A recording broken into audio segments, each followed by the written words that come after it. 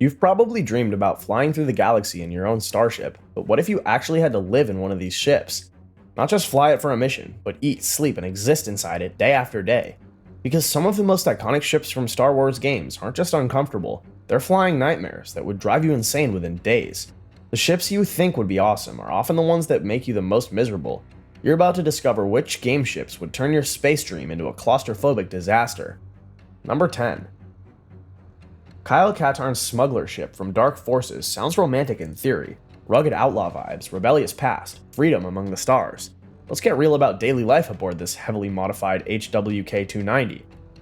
At 29 meters long, you've got two tiny cabins, a stuffed cargo hold, and a cramped cockpit where you and your co-pilot will be breathing each other's recycled air. Your morning routine starts in a refresher unit so compact you'll touch 3 walls before showering. The galley is a food processor bolted to the wall, with maybe enough counter space for 1 plate. Privacy? Paper-thin walls between the 2 cabins mean you hear every snore, every cough, every private conversation. The engine hums constantly at a frequency that guarantees headaches within the first week. Comfort is minimal. Bunks are essentially padded shelves. Privacy exists in theory since there are 2 separate cabins, but acoustically you might as well be roommates in a studio apartment. Safety and defense are actually decent since Kyle upgraded shields and added weapons systems that punch above the ship's weight class. Reliability is solid with obsessive maintenance, though parts are increasingly rare. Long-term livability is rough, but manageable if you're used to living light and don't mind camping indefinitely in an expensive metal tent. Here's what most don't know. Kyle won this ship in a card game from a spice smuggler.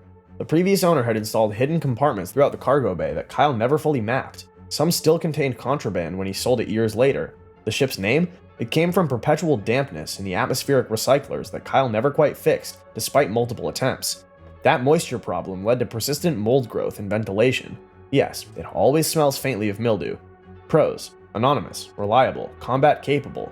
Cons: extremely tight quarters, that mold smell, obsolete parts.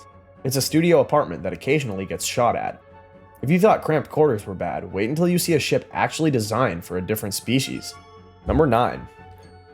Bossk's YV-666 from X-Wing Alliance was custom built for a 2-meter tall Trandoshan with a completely different idea of comfort. Everything is scaled wrong. Doorways taller but narrower, seatings angled for digitigrade legs. Temperature control maintains reptilian comfort, 32 degrees Celsius with 70% humidity. You'll sweat constantly and clothes never dry. This 64-meter ship has cell blocks for captured bounties, meditation areas for scorekeeper rituals, and a cockpit built for Trandoshan vision. The galley stores raw meat. Comfort is actively bad. Nothing is ergonomic for humans. Privacy is excellent with multiple compartments. Safety and defense are impressive. Reliability is solid with Trandoshan engineering. Long-term human livability requires extensive retrofitting. This was originally a prison ship. Bossk killed the previous owner to acquire it. Holding cells still have scratch marks from prisoners who didn't survive. Pros: tough, intimidating, available parts. Cons: uncomfortable furniture, sweat-inducing climate, prison aesthetic. It's renting from someone 7 feet tall who keeps the thermostat at 85. Uncomfortable ergonomics are one thing, but imagine being stuck where you're just cargo that happens to be temporarily alive. Number 8. The low-altitude assault transport from Battlefront and Republic Commando is viscerally cool when you're raining fire on droid armies from the open doors. Actually living in one? That's a completely different nightmare scenario. This isn't a ship in the traditional sense. It's a military transport designed for rapid insertion and extraction of clone troopers under heavy fire. 17 meters of pure function with zero consideration for crew comfort. Those iconic open side doors that look so cinematic, they stay open during most operations because closing them reduces visibility and firing angles.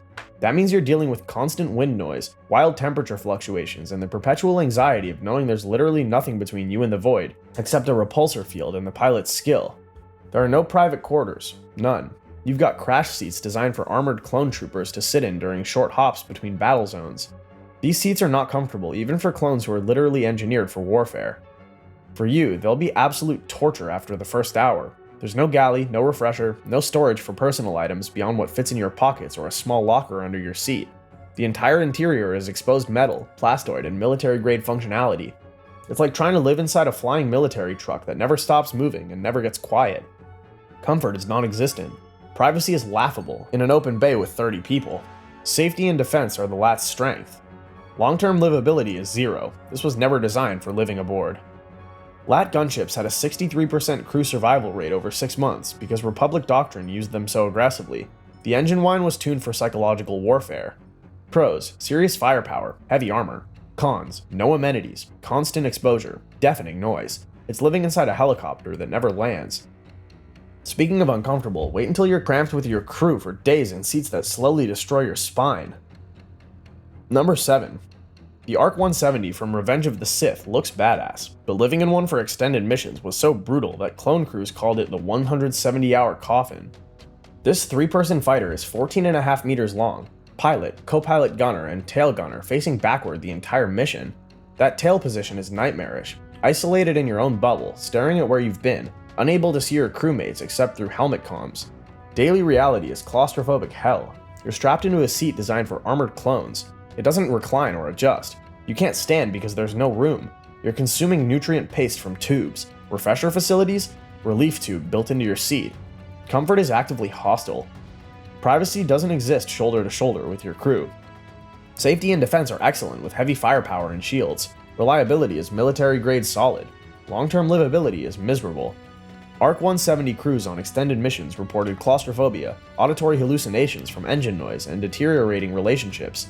Tail gunners developed stern seat syndrome from facing backward for days. Pros: long-range capability, heavy firepower, excellent shields. Cons: zero personal space, no ability to move, enforced uncomfortable positions, psychological strain. It's being locked in the back of a van for a week-long road trip. If you thought being cramped was bad, just wait until there isn't room for a crew at all. Number 6. Starkiller's ship from The Force Unleashed seems awesome. Experimental stealth ship, cutting-edge tech, but it was designed by Sith for Sith purposes, and the Sith have never cared about anyone's comfort. This heavily modified rogue-class starfighter was designed to be psychologically oppressive. Discomfort breeds focus, isolation breeds power. These are design philosophies built into every aspect. Daily existence starts with unrelenting black and red color scheme, no windows in main living areas, lighting is dim, you'll lose track of day or night within 48 hours. Proxy, the AI, is programmed to attack Starkiller using assassination tactics. Every interaction is tense.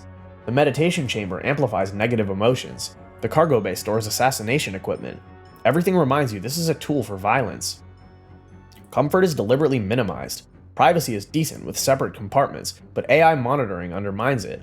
Safety and defense are extraordinary with experimental stealth and powerful weapons. Reliability is impressive with Imperial resources. Long-term livability is psychologically destructive. The stealth systems work partially through dark-side force manipulation, components infused with Sith alchemy.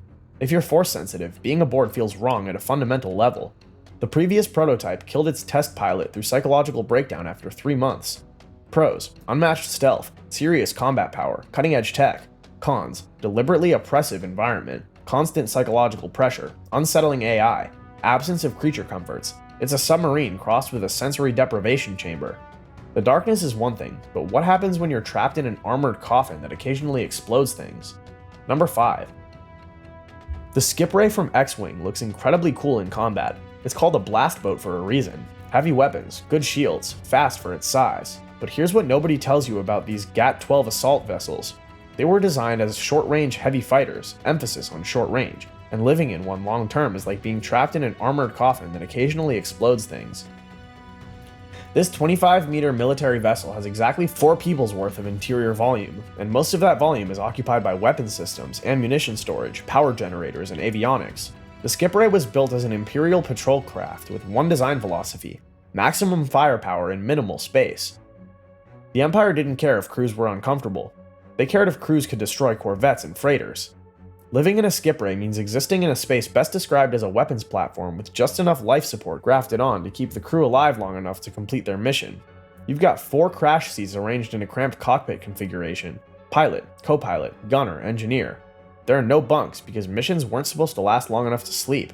There's no galley beyond emergency ration storage. The refresher is a closet-sized emergency unit that you'd be embarrassed to use in front of your crewmates because there's no soundproofing and everyone's within 3 meters. Skipray crews on remote patrol duty rotated sleeping in shifts using crash seats. Medical reports documented chronic back problems, sleep deprivation, and elevated interpersonal conflict. The weapon capacitors emit low-level radiation that accumulates over time. Pros: exceptional firepower, excellent shields, good speed. Cons: Crushing lack of space, no amenities, constant vibration, toxic smell, psychological toll of sharing tiny space. It's living inside an artillery piece. Number 4. Boba Fett's Firespray 31 is iconic and feared across the galaxy. The ship appears in multiple games and handles like a dream, but living in it? Architectural insanity. The fundamental problem? The ship launches, flies, and lands in different orientations. When parked, it sits vertically. When flying, it rotates 90 degrees. Your floor becomes your wall, becomes your floor. Every structure must accommodate this rotation. Picture daily life. You wake up in a bunk that's currently horizontal, but was vertical when you landed. The refresher drains were in the floor, but are now on the walls. The galley appliances are gimbal mounted. The cargo holds are filled with captured bounties in carbonite. You're living above, beside, or below frozen people depending on orientation. Comfort is decent in some ways because Boba maintained it well, but rotating architecture makes everything awkward. Privacy is excellent as it's a single occupant vessel. Safety and defense are exceptional. Reliability is excellent with Boba's obsessive maintenance. Long-term livability is psychologically taxing. The Firespray 31 was originally designed as a prison transport for UVO 4. The rotating orientation was specifically intended to disorient prisoners during transport, a security feature. Jango stole a ship designed to psychologically torture passengers and decided it was a great personal transport. Pros: exceptional combat capabilities, good cargo space, extensive sensors. Cons: disorienting rotating architecture, spatial confusion, living in a former prison transport, isolation of single-person operation. It's a well-armed apartment that rotates 90 degrees every time you leave. You thought rotating 90 degrees was bad? Imagine if everything rotated all the time in multiple directions at once. Number 3. The B-Wing from Rogue Squadron is one of the most powerful starfighters the Rebellion ever produced. It's also a gyroscopic nightmare that would make you violently motion sick within an hour. The B-Wing's defining feature, its unique cockpit design. While the entire ship rotates during flight, the cockpit stays fixed using a gyroscopic mounting system. In theory, this keeps the pilot oriented. In practice, you're watching your entire ship rotate around you. Your peripheral vision constantly detects motion. Your inner ear tries to reconcile what your eyes see with what your body feels. The disconnect creates profound motion sickness. Daily existence means climbing into a cockpit that's a ball mounted inside a rotating cage. The rest of the ship, all 16.9 meters, spins around your fixed position. You can't walk around because there's no walking around. The B-Wing is a single-seat fighter with zero interior volume beyond the cockpit. You're strapped in, surrounded by controls, watching the disturbing reality of your ship rotating while you stay still. Comfort is hostile by design. Privacy doesn't exist alone in a cockpit by yourself. Safety and defense are extraordinary, among the heaviest firepower of any Rebel starfighter. Reliability is acceptable with Rebel maintenance support, but these ships were notoriously complex. Long-term livability is medically dangerous. During the Galactic Civil War, B-Wing pilots had significantly higher rates of medical discharge. The gyroscopic cockpit causes cumulative damage to inner ear function.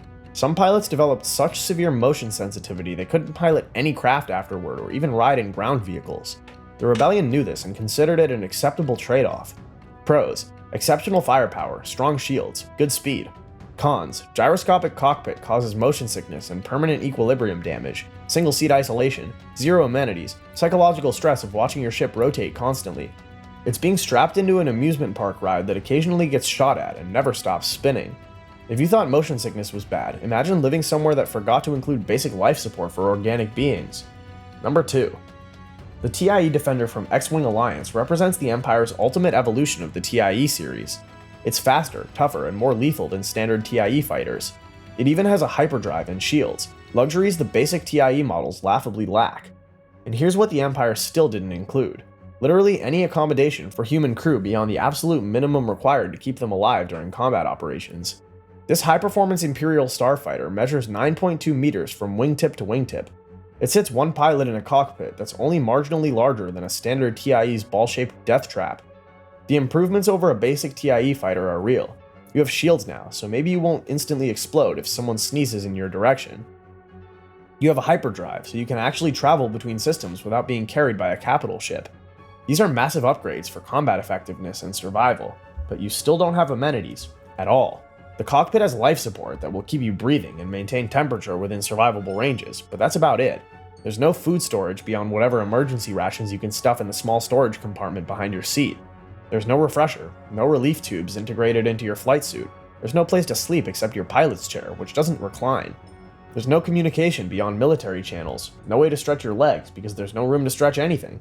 The Empire designed the TIE Defender as a long-range interceptor and multi-role superiority fighter. The hyperdrive means missions can last days or even weeks depending on objectives and transit distances. You'd be living in a ball-shaped cockpit barely large enough for your body, in a seat that becomes torturous after a few hours, unable to stand, walk, or relieve muscle cramps. Your entire world is controls, displays, and a viewport showing the void.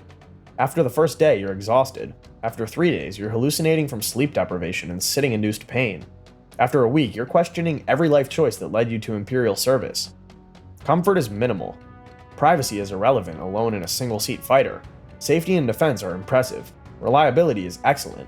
Long-term livability is somewhere between terrible and actively harmful.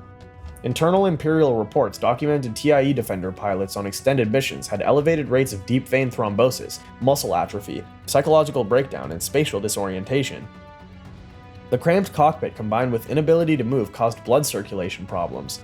Pros: superior speed, firepower, shields, hyperdrive. Cons: crushing lack of space, zero amenities, forced immobility, serious medical risks, psychological isolation. It's being locked in a phone booth for a week. But as bad as the Defender is, at least it has life support rated for humans. The ship at number 1 doesn't even have that. Number 1. IG-88's personal ship from Shadows of the Empire is the absolute worst ship on this list to live in. Simple reason: it wasn't designed for living things at all. This is an aggressor-class assault fighter modified by an assassin droid, built by a droid for droid needs. The IG-2000 is a 20-meter combat vessel that looks intimidating if you're a combat droid with no requirement for oxygen, temperature, food, water, or sleep. IG-88 stripped out every system related to crew life support. Environmental controls maintain vacuum-level atmosphere because IG-88 doesn't breathe. Temperature regulation keeps internal systems at optimal temperatures for electronics, significantly colder than human survival range. Imagine trying to live here. Actually, don't. You'd be dead within minutes. The cockpit is configured for droid sensory inputs with direct interface connections. The seating position is designed for IG-88's tall skeletal frame. No bunks because droids don't sleep. No galley because they don't eat. No refresher because they don't have biological waste. The cargo bay stores weapons and equipment. Comfort doesn't exist. Privacy is irrelevant because you die immediately. Safety and defenses are exceptional for the ship itself. Reliability is excellent with droid precision. Long-term livability for organics is 0. IG-88 occasionally transported organic bounties in sealed environment pods like exotic fish in aquarium tanks. The bounties found it psychologically torturous to be treated as cargo requiring special accommodation rather than passengers. Pros: non-existent unless you're a droid. Cons: no life support, no breathable atmosphere, no temperature control for biological needs, no facilities of any kind. Interior configured for droid physiology. It's not a ship you could live in or even survive in. So there you have it. 10 ships from Star Wars games that would absolutely destroy your quality of life, sanity, and life entirely. The IG-2000 takes the crown for being literally uninhabitable, but every ship on this list offers its own special flavor of misery. Which of these ships do you think you could actually tolerate living in?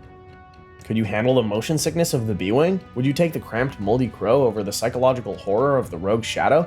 Drop your thoughts in the comments, because this list is going to spark debate. If you enjoyed this deep dive into the uncomfortable realities of Star Wars starship life, hit that subscribe button, and click the link in the description to check out my previous video on Star Wars ships that are worse than you think. Now, if you'll excuse me, I need to appreciate my apartment that doesn't rotate, doesn't have prison cells, and maintains breathable atmosphere.